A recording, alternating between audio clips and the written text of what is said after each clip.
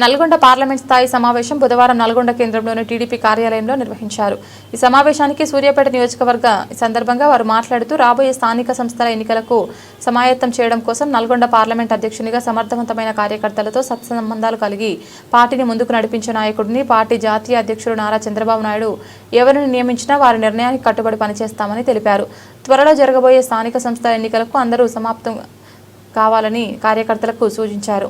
ఈ కార్యక్రమంలో నల్గొండ నియోజకవర్గ మాజీ ఇన్ఛార్జ్ ఎల్వి యాదవ్, నాగార్జునసాగర్ నియోజకవర్గ మాజీ ఇన్ఛార్జ్ అరుణ్ కుమార్, దేవరకొండ నియోజకవర్గం ఇన్ఛార్జ్ స్తున కృష్ణయ్య, గుండు వెంకటేశ్వర్లు, ఆకునూరి సత్యనారాయణ, మండలాల నాయకులు తదితరులు పాల్గొన్నారు.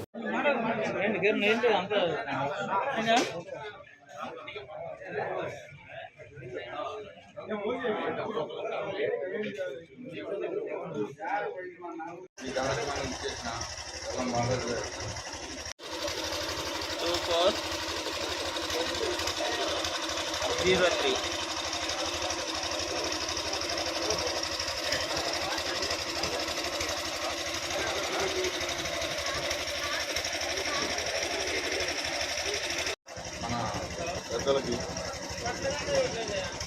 వైఎస్ఆర్సీపీకి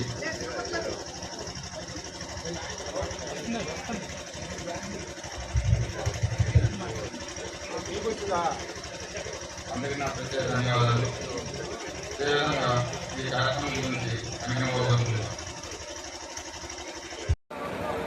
బాబు షూరిటీ మోసం గ్యారంటీ కార్యక్రమంలో భాగంగా ఉప్పునూరులో మండల వైఎస్ఆర్ కాంగ్రెస్ పార్టీ విస్తృత సమావేశాన్ని ఏర్పాటు చేయడమైంది. బాబు షూరిటీ మోసం గ్యారంటీ కార్యక్రమం యొక్క ముఖ్య ఉద్దేశం ఏంటంటే, ఎన్నికల ముందు చంద్రబాబు నాయుడు సూపర్ 6 హామీలని అమలు చేస్తానని ఈ రాష్ట్ర ప్రజలకి హామీ ఇవ్వడం. ఈ సూపర్ 6తో పాటు 200 వాగ్దానాలు ఆయన హామీ ఇవ్వడమైంది. చంద్రబాబు నాయుడుతో పాటు ఆయన దత్తపుత్రుడు పవన్ కళ్యాణ్ కూడా కలిసి ఉమ్మడి మేనిఫెస్టోతో చెప్పడమైంది. ఉమ్మడి మేనిఫెస్టో కాదు, ప్రజలకి బాండ్లు కూడా రాసిచ్చారు. బాబు షూరిటీ ప్రజలకి భవిష్యత్తుకి గ్యారంటీ. కానీ ఈరోజు సంవత్సరం పూర్తయింది. బాబు షూరిటీ లోకేష్కి పవన్ కళ్యాణ్కి గ్యారంటీ అయింది వాళ్ళ భవిష్యత్తు. చంద్రబాబు నాయుడు గ్యారంటీ ఎవరికి ఇచ్చారంటే, ఆయన సొంత పుత్రుడు లోకేష్కి మంత్రి ఇచ్చి ఆయన భవిష్యత్తు గ్యారంటీ ఇచ్చారు. పవన్ కళ్యాణ్ గారికి ఉప ముఖ్యమంత్రి ఇచ్చి ఆయన భవిష్యత్తు గ్యారంటీ ఇచ్చారు. అలాగే కూటమి కార్యకర్తలు, తెలుగుదేశం కార్యకర్తల నాయకులకి మద్యం ద్వారా, ఇసుక ద్వారా, మట్టి ద్వారా దోసిపెట్టి వాళ్ళకి భవిష్యత్తు గ్యారంటీ ఇచ్చారు. కానీ ఓట్లేసిన ప్రజలకి భవిష్యత్తుకి అయితే గ్యారంటీ లేదు. ఈ యొక్క మోసపూరితమైన వాగ్దానాల్ని ఆయన గాలికి వదిలేసాడు కాబట్టి ఈరోజు ప్రజల ముందుకి రావడం. అది కూడా సంవత్సరం పూర్తయిన తర్వాత ఈ యొక్క మోసాలని ఎండగట్టడానికి ఈరోజు బాబు షూరిటీ మోసం గ్యారంటీ కార్యక్రమంతో ఈరోజు ప్రజల్లోకి వెళ్తున్నారు. ఈరోజు రాష్ట్రం పరిస్థితి చూస్తే ఇక్కడ డాక్టర్ బిఆర్ అంబేద్కర్ రచించిన రాజ్యాంగం ఇక్కడ అమలవడం లేదు. ఈ రాష్ట్రంలో అంబేద్కర్ రాజ్యాంగం లేదు, రెడ్ బుక్ రాజ్యాంగం నడుస్తుంది.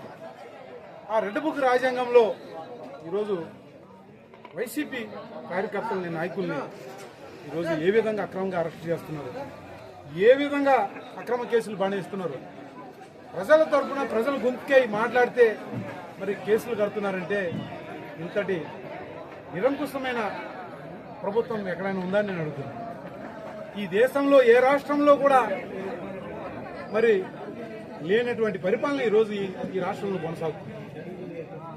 ఆంధ్రప్రదేశ్ రాష్ట్రం ఒకప్పుడు జగన్మోహన్ రెడ్డి గారు అభివృద్ధిలో నెంబర్ 1లో పెడితే ఈరోజు చంద్రబాబు నాయుడు గారు అవినీతిలో నెంబర్ 1 పెట్టారు. ఈరోజు బీహార్ కాదు కదా, మరో ఆఫ్ఘనిస్తాన్లే తయారు చేశారు. ఎక్కడ కూడా రాష్ట్ర ప్రజలకు భద్రత లేదు, ఎక్కడ కూడా మహిళలకి అసలు భద్రత లేదు. ఈరోజు 1000 మంది పైచీలకు మహిళల మీద దాడులు జరిగినాయి, అత్యాచారాలు జరిగినాయి, హత్యలు జరిగినాయి. కానీ ఎక్కడైనా కేసు ఉందని, ఎక్కడైనా తప్పు చేస్తున్న వాళ్ళని నిందితుల్ని అరెస్ట్ చేశారని లేదు. ఎందుకంటే ఇది రాక్షస పరిపాలన, నిరంకుశ పరిపాలన. ఈరోజు చంద్రబాబు నాయుడు పరిపాలన నీరో చక్రవర్తి కంటే ఇట్లా కంటే ఎక్కువ మరి దుర్మార్గంగా ఈరోజు పరిపాలన సాగుతుంది. వాళ్ళని తలపిస్తూ ఈరోజు పరిపాలన చేస్తున్నారు, గోబెల్స్ ప్రచారం చేస్తున్నారు. జగన్మోహన్ రెడ్డి గారి మీద లేనిపోని నిందలేయడం, లేనిపోని దుష్ప్రచారాలు చేసి ఆయన రాజకీయంగా లబ్ధి పొందాలని చూస్తున్నారు. అందులో భాగంగానే ఈరోజు ఈ అక్రమ అరెస్ట్, ఈరోజు మిథున్ రెడ్డి గారిని కానీ, మాజీ ఎంపీలను కానీ, మాజీ ఎమ్మెల్యేలు కానీ, వైసీపీ కార్యకర్తలను కానీ ఈరోజు ఏ విధంగా వేధిస్తున్నారో చూస్తున్నారు. ఇలాంటి సంస్కృతి ఈరోజు చంద్రబాబు నాయుడు తీసుకొచ్చారు. ఈరోజు ఆయన సంస్కృతి, ఈరోజు ఆయన చేసిన సంస్కృతి రేపు ఆయనకి మెడకు చుట్టుకుంటారు. ఆయన వేసిన విత్తు రేపు మొక్క అవుద్ది, తర్వాత ఆయనకి పీకకు చుట్టుకుంటారు. ఈరోజు అభివృద్ధిని పక్కన పెట్టేసి ఈరోజు దోసుకోవడమే పనిగా పెట్టుకున్నారు. ఈ రాష్ట్రంలో ఉన్న మెడికల్ కాలేజీలను ప్రైవేట్ పరం చేసేసారు, 7 కోర్టుల్ని ఈరోజు ప్రైవేట్ పరం చేసేసారు. ఇలా రాష్ట్ర సంబంధించిన అన్నింటికి కూడా ఈరోజు కొలగొడుతున్నారు. అప్పులు చేయమని చెప్పి ఈరోజు 2 లక్షల కోట్ల రూపాయలు అప్పులు చేసి ఆ అప్పుల్ని ఈరోజు వరకు దేనికి ఖర్చు పెట్టారు కూడా లేదు. అప్పులు చేసుంటే ఈ సూపర్ 6 అమలు అవ్వాలి కదా, దానికి సమాధానం లేదు. ఆ అప్పులు ఎవరి కోసం చేశారు? ఆ రోజు జగన్మోహన్ రెడ్డి గారు పేదల కోసం, నవరత్నాల అమలు కోసం అప్పులు చేస్తుంటే అది కూడా జగన్మోహన్ రెడ్డి గారు చేసిన అప్పు 3 లక్షల కోట్లు. అది కూడా ప్రజలకు ఇచ్చాడు ఆయన, అది కూడా డైరెక్ట్గా డీబీటీ ద్వారా వాళ్ళ అకౌంట్లోకి జమ చేశారు. అప్పుడు ఏ విధంగా మాట్లాడి శ్రీలంక అయిపోద్దని చెప్పి ఈ రాష్ట్రం ఆర్థికంగా సంక్షోభం కూరిపోతున్నారు. కానీ ఈరోజు చంద్రబాబు నాయుడు అధికారంకి వచ్చి సంవత్సరమే 2 లక్షల కోట్లు అప్పు చేశాడంటే నిజంగా ఈరోజు చంద్రబాబు నాయుడు ఎవరు శ్రీలంక లెక్క చేస్తున్నాడు, ఎవరు ఆఫ్ఘనిస్తాన్ లెక్క చేస్తున్నారు, ఎవరు ఈ ఆర్థిక వ్యవస్థని ఒప్పుకొలుస్తున్నారో ప్రజలు కూడా గ్రహిస్తున్నారు. అందుకే చంద్రబాబు నాయుడికి ఇప్పుడైనా నువ్వు గుర్తు తెచ్చుకో, ఇప్పుడైనా నువ్వు తెలుసుకో, నువ్వు చేసే తప్పులు నీకు మెడకు చుట్టుకుంటాయి. మా వైసీపీ కార్యకర్తల నాయకులు జోలికొస్తే రేపు పొద్దున నీకు కానీ నీ కార్యకర్తలు కానీ తగిన విధంగా మరి బుద్ధి చెప్పడానికి మేము సిద్ధంగా ఉన్నాం. మా నాయకుడు జగన్మోహన్ రెడ్డి గారు నీ అదిరింపులకి బెదిరింపులకు భయపడేవాడు కాదు, నీ తాటాకు చప్పులకి భయపడేవాడు కాదు. దమ్మున్న నాయకుడు. ఆ రోజు సోనియా గాంధీనే మరి ఎదుర్కొన్న నాయకుడు.